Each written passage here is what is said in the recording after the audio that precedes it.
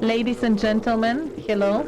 First, I would like to thank Mr. Sulman Pasi and the Atlantic Club for the idea of hosting this forum today for a topic that is related for the whole country. Although France may not look so really engaged in the region, since we are a little bit further from the Black Sea, we are at the opposite part of the continent. Nevertheless, the situation in the Black Sea region is undergoing a sudden change for the past couple of years due to the turn point in the policy in Russia. The political change is related to Russia's pretense to annex Crimea. This is a territory belonging to Ukraine, and the violent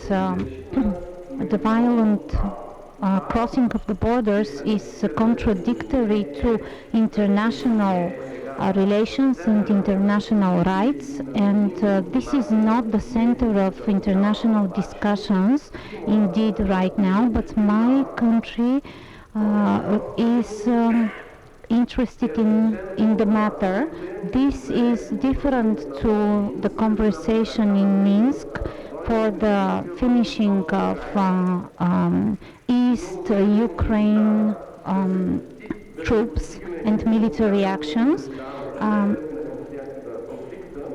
The inability to put an end to the conflict and to make peace in the region and to keep the international right of Ukraine actually puts an unpredictable conflict and matter of discussion to European countries, and as members of the European Union and partners to us, this strategic change actually comes from the doctrine, the military doctrine, which concerning the placement of marine forces in Black Sea region and infrastructures in the harbor of Sevastopol, and the placement of military forces, earth, space,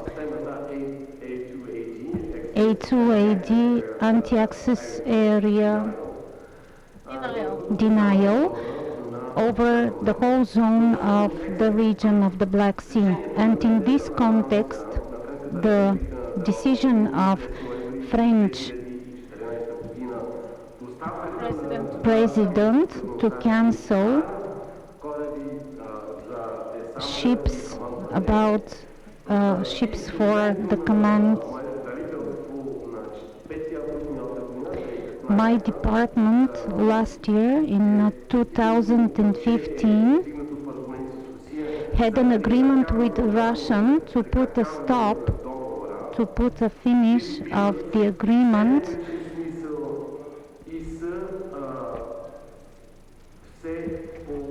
and this is become more and more logical in the last couple of years, having several violations, having military airplanes crossing the Bulgarian airspace, a provocation, and the Bulgarian Prime Minister acted in a wise way in order not to complicate the situation, really brought to a rising of additional tension in the Black Sea region. The statute of the status of the Black Sea region remained the same in regards to the regime of crossing through the Turkish Straits, as pursuant to the agreement of 1936. Okay, it is true France is not a country of the Black Sea region, but still France is interested in the situation in this region. On the one hand, as a permanent member of the Security Council of the United Nations, my country, together with other countries, shares the responsibility of protecting peace and security worldwide. On the other hand, in 2007, the European Union established a coordination policy for the programs intended for this region to be implemented in this region in order to facilitate the partnership among the countries in this region, the so-called Black Sea Relation Partnership. But after Russia invaded Georgia in 2009, in the summer of 2009, this policy could not reach its goals.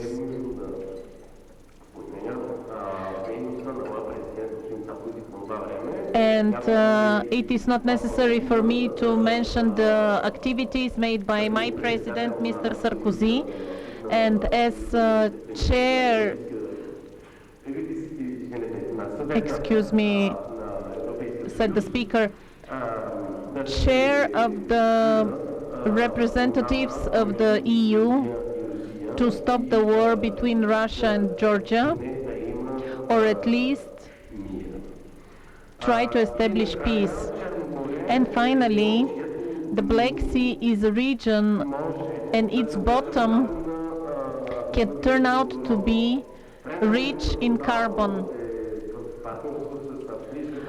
French companies have various partnerships with some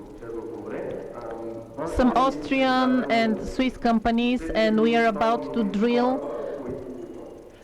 start drilling in the quarter of the Black Sea called Hanasperuch in order to actually see the situation there. If we find certain deposits, it is going to be of great benefit to Bulgaria and to the European Union as well. Enhancing the energy independence of each EU state member is a necessary prerequisite for our common security. Therefore, according to my opinion, things are running in the right direction. Thank you very much.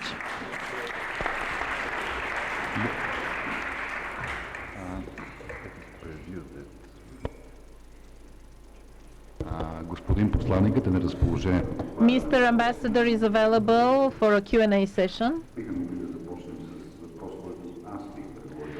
If you allow me, I have a question to the Ambassador of France.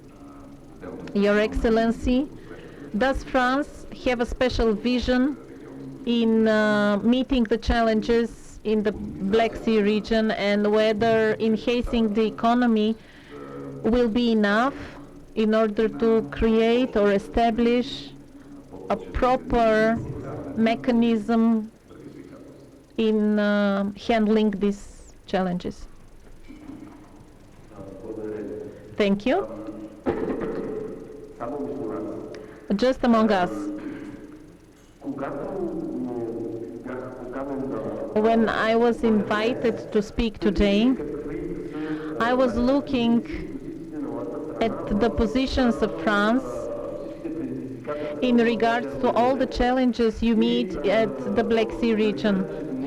And let me tell you, it was not easy for me to find official standpoints, the Black Sea region, but it is very difficult for me to say my country, how shall I put it, a vision to have a specific policy or vision for the Black Sea region.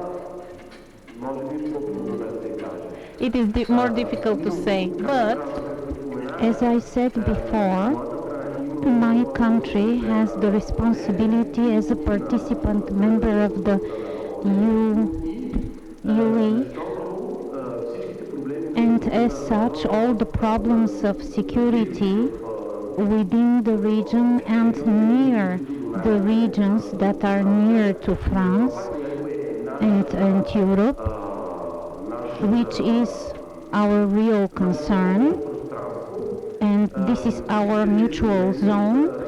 All these problems actually concern us as well, and all the threats there that our partners meet and face, and all the challenges that our partners face today are our threats and our challenges as well. I'm not talking about point 5 of the agreement of NATO, but as members of the United Organization, which is a political union. This is a political union with one and the same purpose, and the same, we share an aim in the long run, and this aim is the united efforts of all the countries that are democratic and the ones that want to unite together for the establishment of one united force, so that we can keep our independence, because if we are separated from one another, we are not strong enough anymore to withstand all the challenges and to take the proper actions and to reach proper conclusions and make decisions about solving the problems and the crisis that we currently face today in different spheres and in different zones of the world. So we can see now that the very France itself, it cannot make war and solve the problems on its own. In Syria, for example, this affects France, as we saw in the terrorist attacks not long ago. So our political aim is together to face the challenges, all the countries, which means that the problems of our neighbors, even if these are problems of our neighbors, not our own, these problems are ours as well. So we are supporting all the European countries, and we want to show our support and solidarity to our partners within the European Union after the terrorist attacks in Paris in November. So it is difficult to say that we have one united specific vision and our own interests in the Black Sea region, but so nevertheless we do have such interests, and because you are our partners and our neighbors. Well, it is obvious that all the participants in this discussion would be glad to ask some questions, so without a doubt you're very welcome to put forward your questions, to bring up any matters for discussion.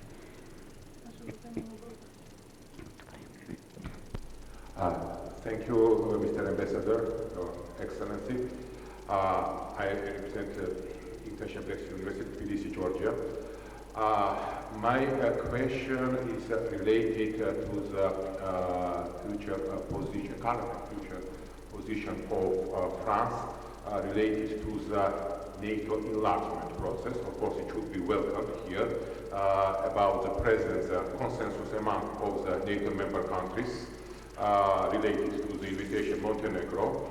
But at the same time, we know about the Bucharest summit decision. Several countries, they were against of the granting membership action plan for Georgia and Ukraine.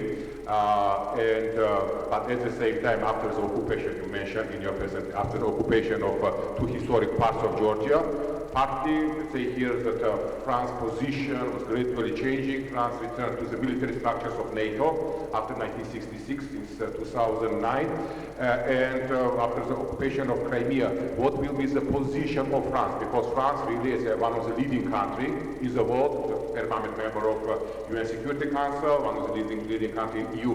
What will be the position of France in the future related to the gaining consensus within the NATO, maybe in cooperation with Germany, I don't know, some other leading countries, because it's important, of course, for us, for Georgia, for Ukraine, for other aspirant countries, a presence of consensus. We understand at the same time that Georgia, from its side, should implement some requirements from NATO related to the implementation of democratic reforms, etc., etc., etc.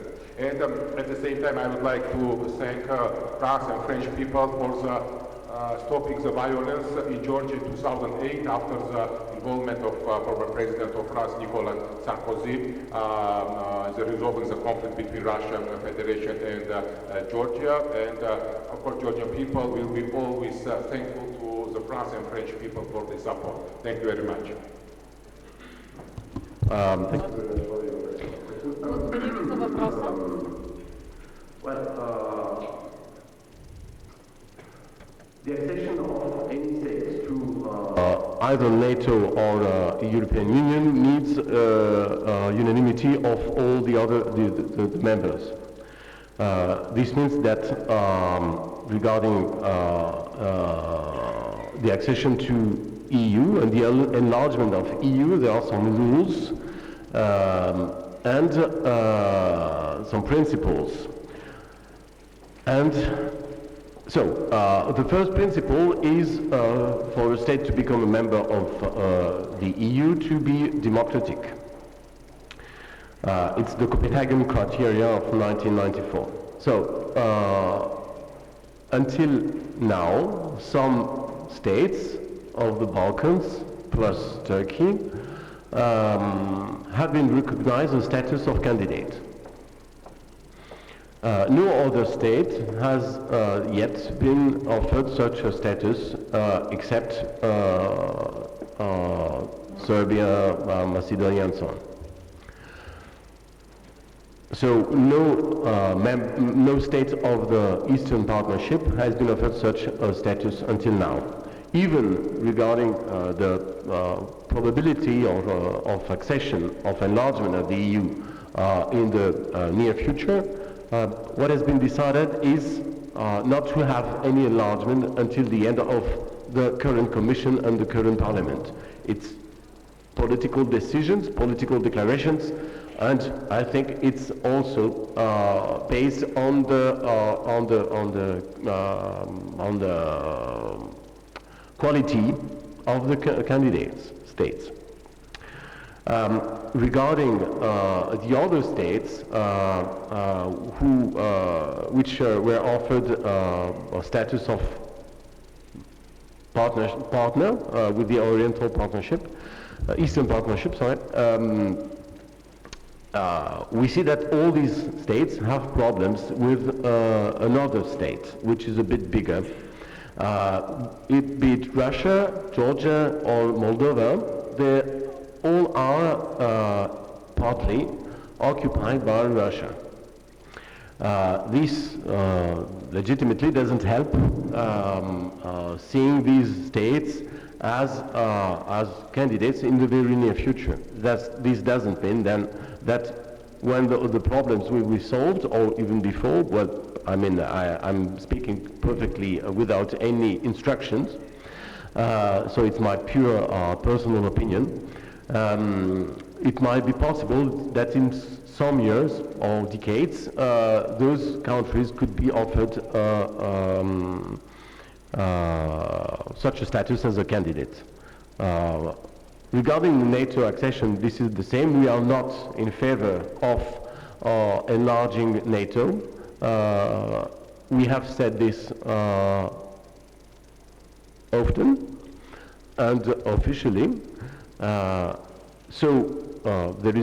It's no surprise that we are still in this position, and we have not changed our position even after the events in 2008 in Georgia or in 2014 in Ukraine.